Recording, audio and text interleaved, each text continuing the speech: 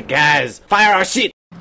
Well, howdy folks, and welcome back to the garage. Update 4.6 is on its way, and it's bringing some long-awaited content to the game. Chinese medium tanks. This is a full tank line, tiers 1 through 10, and within there are some very familiar faces, especially in the lower tiers, and in the higher tiers, there's a strong family resemblance to what are obviously their Soviet cousins. For myself, the line really starts to get interesting at the tier 7 T-34-1. At first glance, this tank's hull looks like a T-34's, but when you look closely, they are very different. Most notably in the profile height. Look how short this tank is. This should be good for its camo coefficient, I think, not to mention that when you're up close and personal with some large tanks, they may have trouble getting their gun pointed where they can do any damage to you. Hull armor is quite light at 60, 45, and 40 millimeters, and even though the upper glacis is nicely angled, bounces will be a lucky thing if they happen, I think, with that thin armor. The lower plate is also very nicely angled, but where the two meet is a fairly broad joint presenting almost a flat surface to your enemies. Could be a weak spot right there. Turret's very well armored, 170, 120, and 60 millimeter for front, side, and rear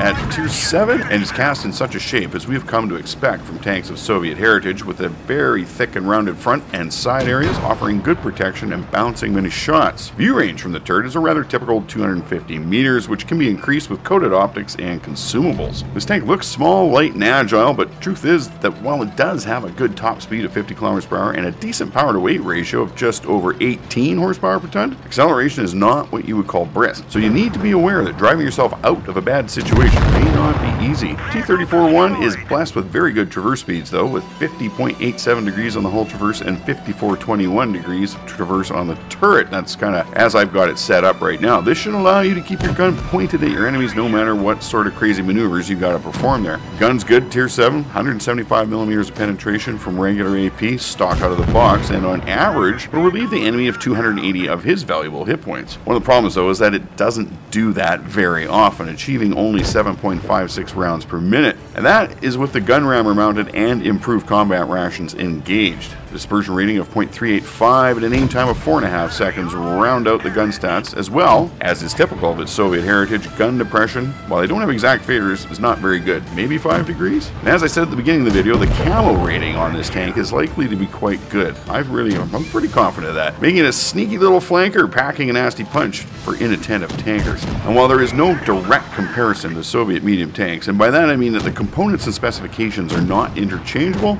in-game, as we've seen them presented so far, the family resemblance is unmistakable. How would I sum up this tank line? I would say if you have played Soviet mediums, then you are in for a fairly similar and predictable experience playing the Chinese mediums. There are many differences between them, but none so remarkable to give this new line like a high gloss shine for being unique. Well folks, there you have it. If you enjoyed this video, please leave a like down below. If you really enjoyed this video, hit the subscribe button. Let me know in the comments.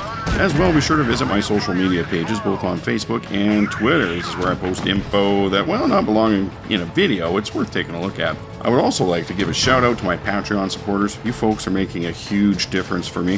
If you like what I do and enjoy the community all of us humans are building, please consider supporting the mission via my Patreon page. There are quite a few options with varying levels of support. Maybe one of them will suit you. Links to all things in the video description. Alright folks, thanks very much for stopping by and watching. I'll catch you next time.